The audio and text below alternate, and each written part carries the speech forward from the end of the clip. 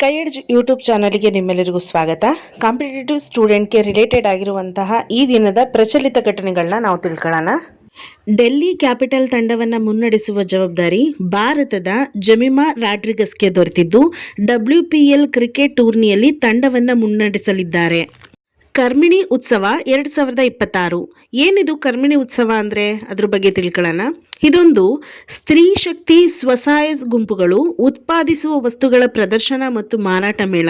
ಇದು ಈಗ ಬೆಂಗಳೂರಲ್ಲಿ ನಡೀತಿದೆ. ಮಹಿಳಾ ಸಬಲೀಕರಣದ ಪ್ರಮುಖ ಕಾರ್ಯಕ್ರಮ ಇದಾಗಿದೆ.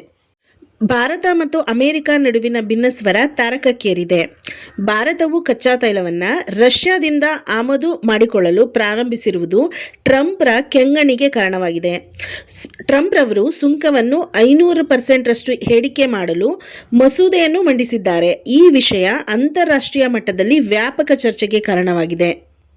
ಕರ್ನಾಟಕ ರಾಜ್ಯ ಸರ್ಕಾರದ 5 ಗ್ಯಾರಂಟಿ ಯೋಜನೆಗಳಿಗೆ ಈವರೆಗೆ 1,548,700 ಕೋಟಿ ವೆಚ್ಚವಾಗಿದೆ ಎಂದು ರಾಜ್ಯ ಸರ್ಕಾರ ಅಂಕಿಅಂಶ ವರದಿ ನೀಡಿದೆ. ಎಕ್ಸಾಮ್ಗೆ ರಿಲೇಟೆಡ್ ಆಗಿ ಈ ಯೋಜನೆಗಳ ಬಗ್ಗೆ ತಿಳ್ಕೊಳ್ಳೋಣ. ಗೃಹಲಕ್ಷ್ಮಿ ಯೋಜನೆ, ಮಹಿಳೆಯರ ಆರ್ಥಿಕ ಸ್ವಾತಂತ್ರ್ಯದ ಶಕ್ತಿ ಯೋಜನೆ. ಪ್ರತಿ ತಿಂಗಳು ನೀಡಲಾಗುವ 2,000 ರು ಹಣ ಇದು ಕುಟುಂಬದ ನಿರ್ವಹಣೆಯಲ್ಲಿ ಮಹಿಳೆಯರ ಘನತೆಯನ್ನು ಹೆಚ್ಚಿಸಲಿದೆ. ಹಾಗೆ ಶಕ್ತಿ ಯೋಜನೆ, ಶ್ರಮಿಕ ವರ್ಗದ ಮಹಿಳೆಯರ ಉಚಿತ ಪ್ರಯಾಣದ ಯೋಜನೆ ಇದಾಗಿದೆ. ಹಾಗೆ ಗೃಹ ಜ್ಯೋತಿ ಯೋಜನೆ, ಮನೆ ಬೆಳಗಿದ ಉಚಿತ ವಿದ್ಯುತ್. ಮಧ್ಯಮ ಮತ್ತು ಬಡ ಕುಟುಂಬಗಳ ಆರ್ಥಿಕ ಹೊರೆ ತಗ್ಗಿಸಲು ವಿದ್ಯುತ್ ಬಿಲ್ ಕಡಿತಗೊಳಿಸಿದ ಯೋಜನೆ.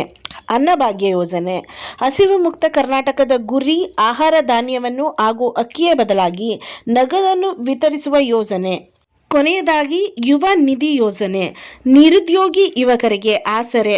ಪದವೀಧರ ಮತ್ತು ಡಿಪ್ಲೊಮೊ ನಿರುದ್ಯೋಗಿಗಳಿಗೆ ನಿರುದ್ಯೋಗ ಭತ್ಯೆ ನೀಡುವ ಯೋಜನೆ ಇದಾಗಿದೆ. ಈ ಎಲ್ಲ ಯೋಜನೆಗಳಿಂದ 71.93 ಕೋಟಿ ಫಲಾನುಭವಿಗಳು ಲಾಭ ಪಡೆದಿದ್ದಾರೆ ಎಂದು ಅಂಕಿಅಂಶದ ವರದಿಯನ್ನು ಸರ್ಕಾರ ಹೊರತಂದಿದೆ. ಡಿಯರ್ ಸ್ಟೂಡೆಂಟ್, ಕಾಂಪಿಟೇಟಿವ್ ಎಕ್ಸಾಮ್ಗೆ ರಿಲೇಟೆಡ್ ಆಗಿರುವಂತಹ ಕರೆಂಟ್ ಅಫೇರ್ಸ್ನ ಪ್ರತಿದಿನ ಈ ವಿಡಿಯೋ ಚಾನಲಲ್ಲಿ ನಾನು ಕೊಡ್ತಾ ಇದ್ದೀನಿ.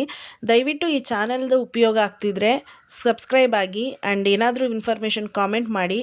ಮುಂದೆ ನೋಡೋಣ. ಸ್ವಾವಲಂಬಿ ಸಾರಥಿ ಯೋಜನೆ, ಕರ್ನಾಟಕ ಸರ್ಕಾರದ ಒಂದು ಸಹಾಯಧನ ಸ್ವಯಂ ರೋಜ್ಗಾರಿಕಾ ಯೋಜನೆ. ಇದು ನಿರುದ್ಯೋಗಿ ಯುವಕರಿಗೆ ವಾಹನ ಖರೀದಿಸಲು ಸಹಾಯಧನ ನೀಡುವಂತಹ ಒಂದು ಯೋಜನೆಯಾಗಿದೆ.